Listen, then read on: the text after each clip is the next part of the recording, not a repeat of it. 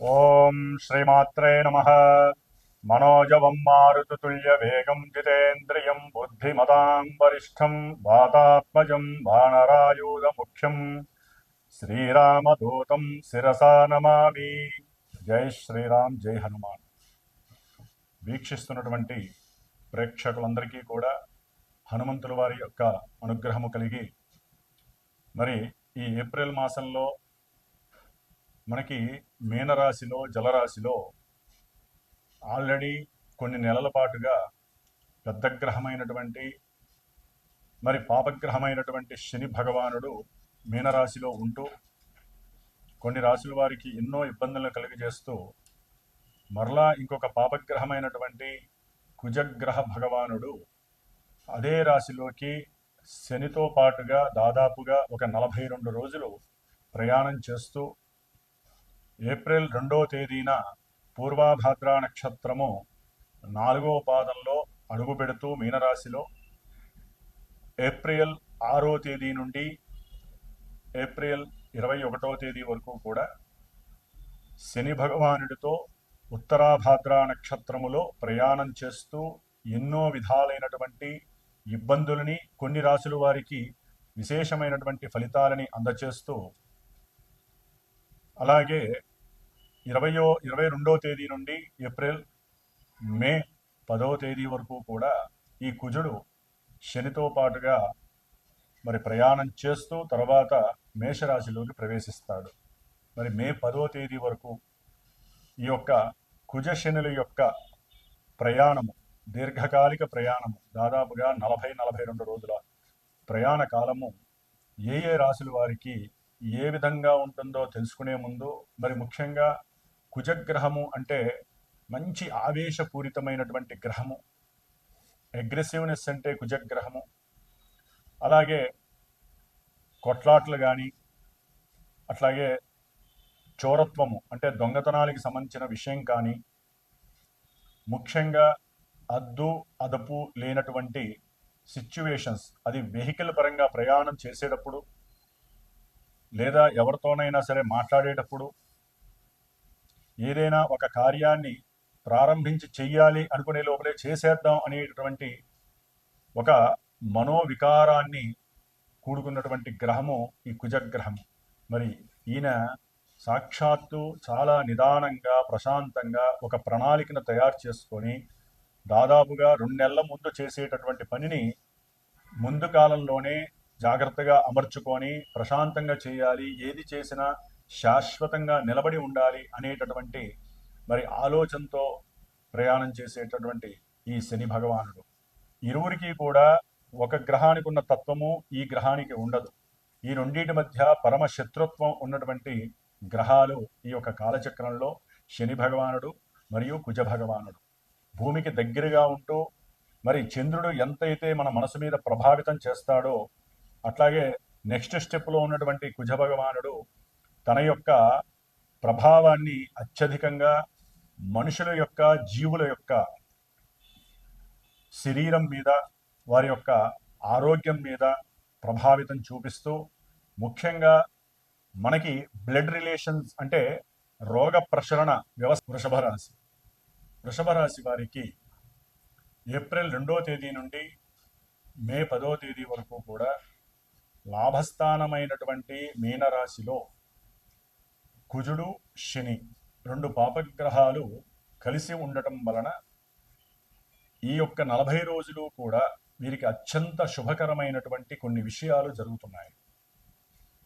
ఎందుకంటే వృషభ రాశి వారికి సప్తమ వ్యయాధిపతి అయినటువంటి కుజుడు భాగ్య దశమాధిపతి అయినటువంటి శని భగవానుడితో కలిసి లాభస్థానంలో ఉండటం అనేటటువంటిది, ముఖ్యంగా వీరు చేసేటటువంటి బిజినెస్లు ఏ రకమైనటువంటి, ముఖ్యంగా రియల్ ఎస్టేట్ వ్యాపారస్తులు కావచ్చు, లేకపోతే భూములు, గృహాలు కట్టినవి అమ్మేటటువంటి బిజినెస్ వాళ్ళు కావచ్చు, లేకపోతే బిల్డింగ్ కాంట్రాక్ట్లకు కావాల్సినటువంటి ఇటుక గులకరాళ్ళు, అట్లాగే సిమెంటు, ఐరను, పెద్ద పెద్ద గ్రానైట్ రాళ్ళు ఇలాంటివి ఎవరైతే గృహం కట్టడానికి కావలసినటువంటి వస్తు సామాగ్రి అమ్ముతూ ఉంటారో వారందరికీ కూడా విశేషమైనటువంటి లాభము వ్యాపారంలో కనిపిస్తోంది.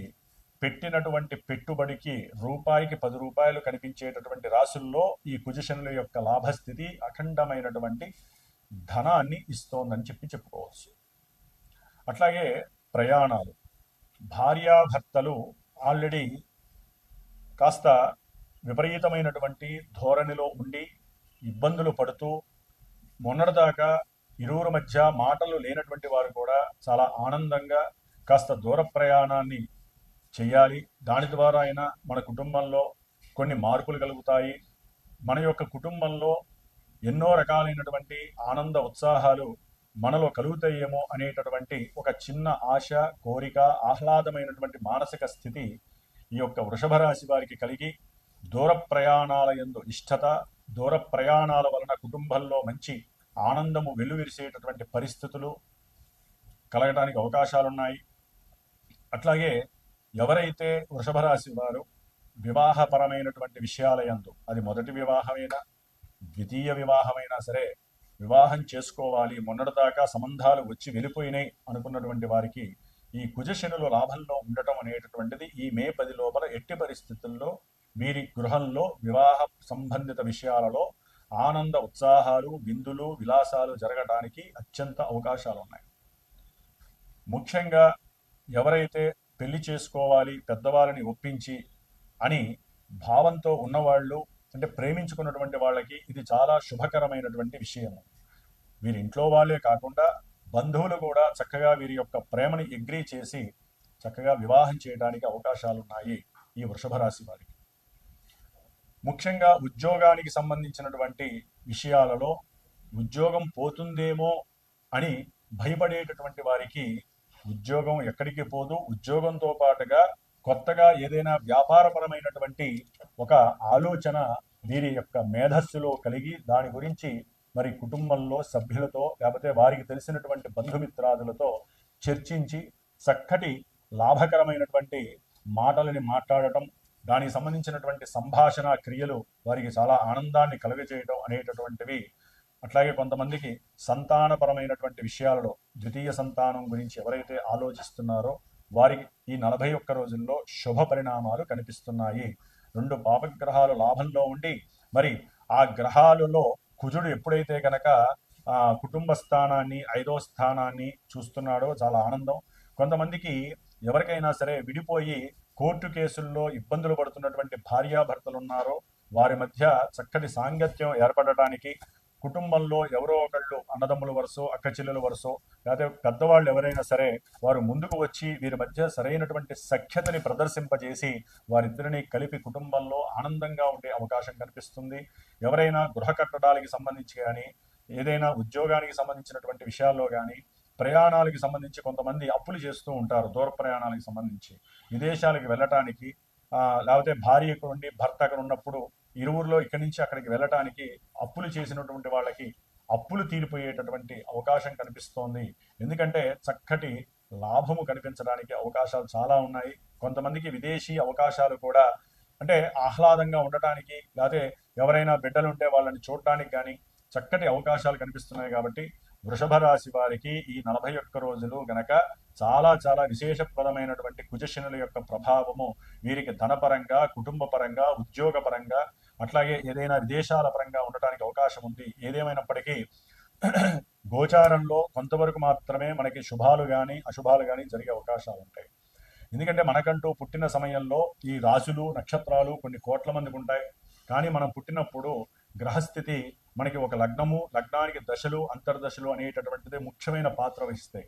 ఆ దశలు, అంతర్దశలు జాతకరీత్యా శుభప్రదంగా ఉంటే ఆ కుజదశో, అంతర్దశో, శనికి సంబంధించిన అంతర్దశలు, శుభదశలు జరుగుతూ జన్మజాతకంలో ఇవి 2 ఎప్పుడైతే గనక యోగ్యకరంగా ఉంటాయో ఏ భావాలకి, ఆ భావాలన్నీ కూడా ఇప్పుడు చక్కగా ప్రస్ఫుటమవుతాయి. అదే గనక వ్యతిరేక భావాలుంటే నేను చెప్పినటువంటి ఈ విషయాలన్నీ కూడా కొంతమందికి నెగిటివ్గా కూడా సంప్రాప్తించేటటువంటి అవకాశాలు ఉన్నాయి.